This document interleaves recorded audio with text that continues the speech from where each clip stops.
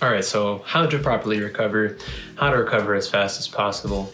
There are 3 essential basic principles that you need to follow in order to help your body recover as efficiently as possible. And those 3 principles are, and I'm sure that a lot of you already know them, but it's exercising, it's eating, and resting. So these are the 3 main things that are going to contribute to recovery.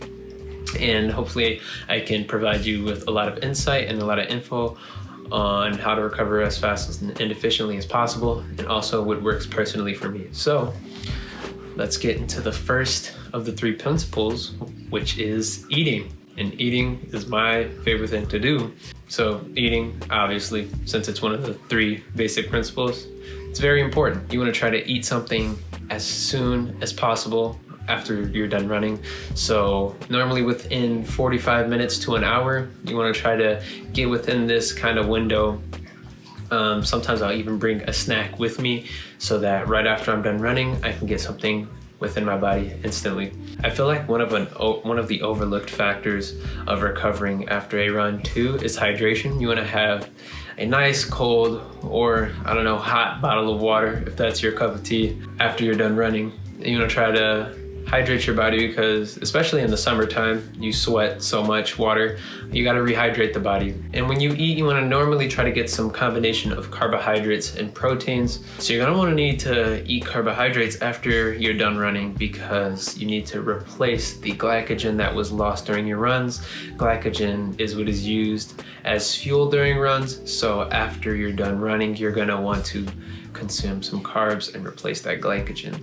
Also, a relatively decent amount of muscle breakdown occurs. It obviously depends on the run, how much your muscle breaks down. So obviously a workout, your muscle is going to break down a lot more than if you were to do like a little, 2-mile easy run. So you're going to want to eat some protein to help repair those muscles. And I also kind of want to go into the reasons of why you want to try to eat as soon as possible, try to eat within an hour after running. And that's because your body is most efficient at basically restoring itself right after you're done exercising. Your body is just essentially a lot better at refueling itself after exercising. So you want to try to get something in as soon as possible.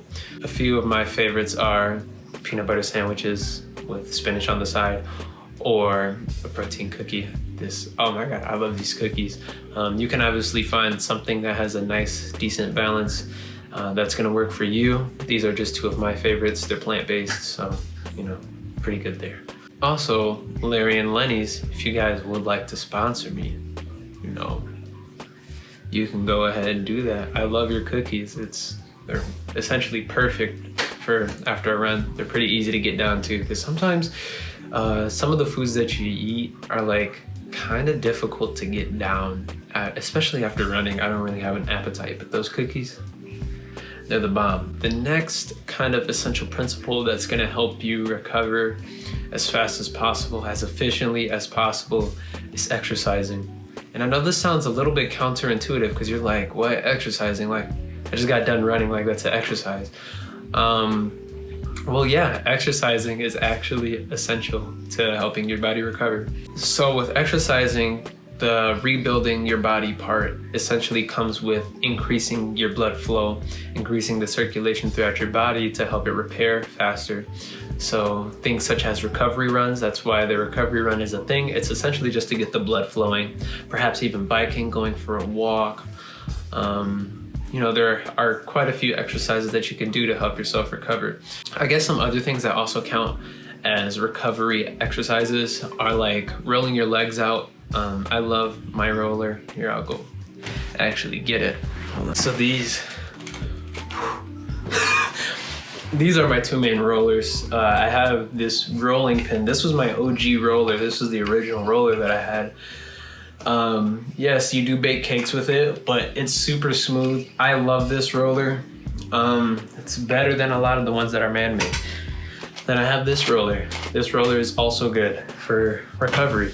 I like to use them after long runs and workouts. They're really good. Foam rollers too, massaging, sometimes stretching can help, ice baths. A lot of these are things that you can do that are considered exercises that can help you recover. And now the very last essential principle to helping you recover as efficiently as possible is resting.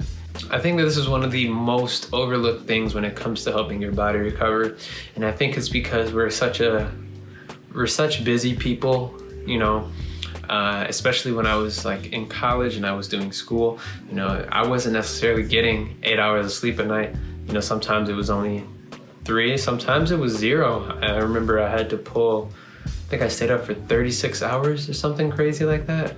So like if you've been sore and tired on every run, even your easy runs, you might need to just rest, to be honest. Take a rest day off, literally just do nothing, you know? You don't wanna keep breaking the body down when essentially you need the rest. Essentially you need to listen to your body. If you're not feeling well, if you haven't been running well, if your body feels tired, that's probably a sign that you need to rest. Let your body heal itself. And also when I say rest, I'm not only talking about rest days, I'm also talking about sleep.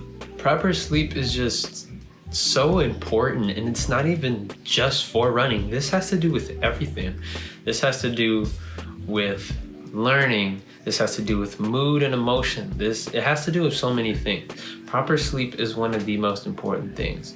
And I say proper sleep because length of sleep doesn't necessarily mean that you're getting proper sleep. But yeah, so if you have trouble going to sleep, I have a few tips that worked for me, especially in college.